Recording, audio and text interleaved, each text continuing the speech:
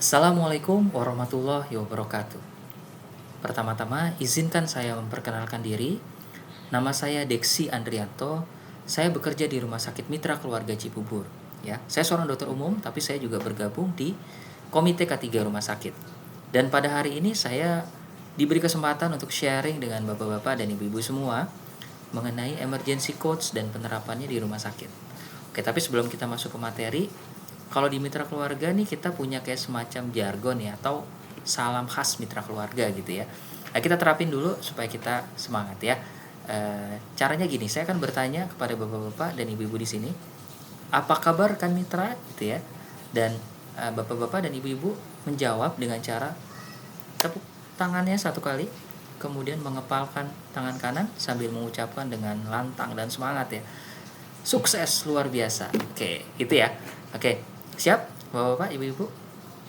Oke, apa kabar kan mitra? Sukses luar biasa. Ya, oke. Terima kasih bapak-bapak, ibu-ibu. Tepuk tangan untuk kita semua ya. Nah, oke, sekarang kita masuk ke materi nih. Sebagian bapak-bapak, ibu-ibu di sini mungkin saja ada yang belum cukup familiar ya dengan emergency codes ya di rumah sakit itu. Apa sih emergency codes itu ya? Nah, kita akan bahas hari ini, yaitu emergency codes itu adalah suatu bagian dari early warning system atau sistem peringatan dini dalam sebuah skema hospital disaster plan gitu ya. Nah, di dalam skema hospital disaster plan sendiri, bencana itu dapat dibagi menjadi bencana internal maupun eksternal. Tapi apapun jenis bencananya, setiap bencana itu berpotensi menimbulkan dampak atau kerugian ya. Kerugian ini dapat bersifat bentuk kerugian fisik, kerugian infrastruktur ya, kerugian material, kerugian nyawa ya, dan termasuk juga berhentinya operasional dari rumah sakit gitu ya. Nah, untuk itu maka dibentukkan sebuah sistem atau sebuah metode untuk memberikan peringatan ya secara cepat ketika terjadi suatu bencana agar dapat diminimalisir dampak dari bencana tersebut gitu ya. Nah, emergency codes itu sendiri diartikan sebagai sebuah pesan berkode yang diumumkan melalui media komunikasi paging ya. Paging tuh kalau bapak-bapak, ibu-ibu tuh lagi di mall, lagi di rumah sakit atau bangunan publik lainnya, mungkin suka dengar ada pengumuman gitu ya, halo gitu gitu ya. Nah, itu adalah paging ya. Nah, emergency codes itu diumumkan melalui paging terkait dengan hal-hal yang berkaitan dengan sebuah bencana yang spesifik gitu ya. Nah, tujuannya itu adalah memberikan informasi secara cepat dan jelas kepada seluruh staf rumah sakit mengenai suatu kondisi atau potensi bencana tanpa menimbulkan kepanikan yang berlebihan bagi pasien maupun pengunjung rumah sakit. Contohnya gini nih, misalnya terjadi sebuah kebakaran kecil ya, kebakarannya bukan kebakaran besar, kebakaran kecil, terjadi di ruang maintenance gitu ya.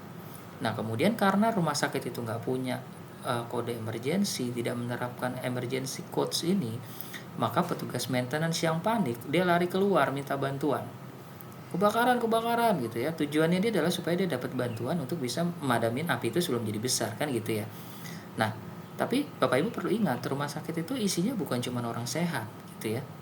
Di sana selain pengantar ya atau pengunjung yang mungkin sehat ya, dalam kondisi sehat ya, kemudian staf rumah sakit gitu ya, itu kondisinya sehat tuh, sama kayak orang di kantor. Ketika ada suatu potensi bencana seperti itu, ada orang teriak kebakaran, dia punya dua pilihan ya, kabur atau bantuin kan gitu. Nah, tapi kalau misalkan pasien ini macam-macam nih, tingkat ketergantungan atau keterbatasan fisiknya kan beda-beda ya.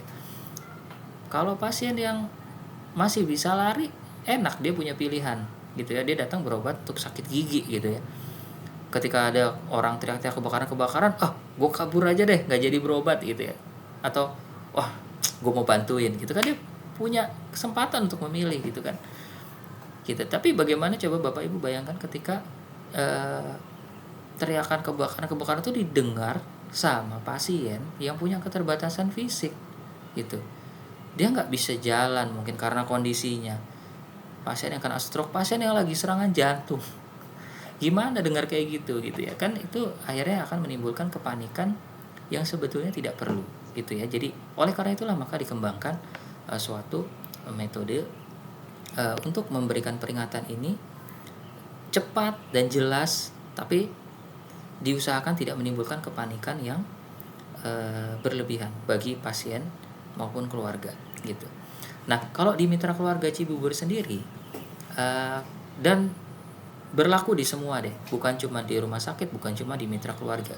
Kode emergensi itu akan dikaitkan dengan warna-warna tertentu ya, untuk mempermudah kita mengingatnya gitu ya. Kalau di Mitra Keluarga Cibubur, kita ada beberapa kode emergensi, yaitu yang diantaranya adalah kode blue itu untuk kegawat daruratan medis, kode red untuk kebakaran, kode pink untuk penculikan bayi, kode purple untuk evakuasi, kode grey untuk gangguan keamanan atau huru-hara, kode green untuk gempa bumi, kode black untuk ancaman bom, dan kode white untuk kegagalan sistem. Total kalau di Mitra Keluarga Cibubur kita punya 8 kode emergensi. Dan saya perlu sampaikan kepada bapak-bapak dan ibu-ibu semua bahwa warna ini tuh nggak baku gitu ya. Masing-masing rumah sakit, masing-masing instansi bisa aja berbeda gitu ya. Nggak mesti kode pink itu penculikan bayi gitu. Itu tergantung kebijakan dari masing-masing instansi. Nah, tapi biasanya dua hal yang berlaku secara universal adalah kode blue dan kode red. Kode blue untuk kegawat daruratan medis dan kode red untuk kebakaran. Oke, lalu gimana cara aktivasinya? Cara aktivasinya itu adalah kalau di kami di Mitra Keluarga Cibubur itu dengan cara paging langsung melalui line telepon ya, terdekat dengan nomor pagar 3x0. Lalu si penelpon itu langsung menyebutkan ya kode atau jenis kejadian, ruangannya di mana, dan nomor kamarnya atau lantainya. Jadi contoh, terjadi kebakaran di ruang perawatan Dendrobium, nomor kamarnya 315 gitu ya. Maka siapapun yang melihat kebakaran itu pertama kali ya, petugas ya, dalam ini petugas, maka dia punya kewajiban untuk mencari line telepon terdekat. Dia tekan pagar 3x0. Kemudian dia sebutkan kode jenis kejadiannya adalah kode red, ruangannya ruang perawatan Dendrobium, nomor kamar 315, diulang 3 kali. Jadi kode red Dendrobium 315, kode red Dendrobium 315, kode red Dendrobium 315, dan suara si penelpon ini akan terdengar di seantero rumah sakit, bahkan sampai ke parkiran gitu ya. Tujuannya apa? Supaya petugas yang punya kewajiban untuk mengatasi kegawatan ini langsung dapat informasi yang jelas. Terjadi apa? Kebakaran, kode red. 2. Ruangannya di mana? Ruang perawatan Dendrobium. Nomor kamarnya kamar berapa? 315. Jadi tim pemadam internal, jadi rumah sakit kami punya tim pemadam internal, itu dia akan langsung tahu tuh, oh kebakarannya di sana.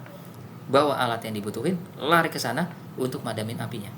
Staf-staf yang jauh posisinya, ruangannya dari tempat terjadinya kebakaran tentu nggak perlu panik gitu kan, tapi tetap waspada.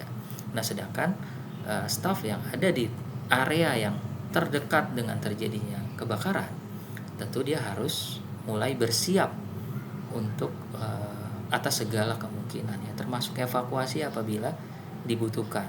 Ya, jadi itulah fungsi dari kode emergensi di rumah sakit. Ya, saya rasa hari ini itu saja yang bisa saya share kepada Bapak Ibu semua. Saya mohon maaf apabila dalam penyampaiannya ada kekurangan atau keterbatasan. Baik. Oke, sekali lagi, apa kabar kan mitra? Sukses luar biasa. Wassalamualaikum warahmatullahi wabarakatuh.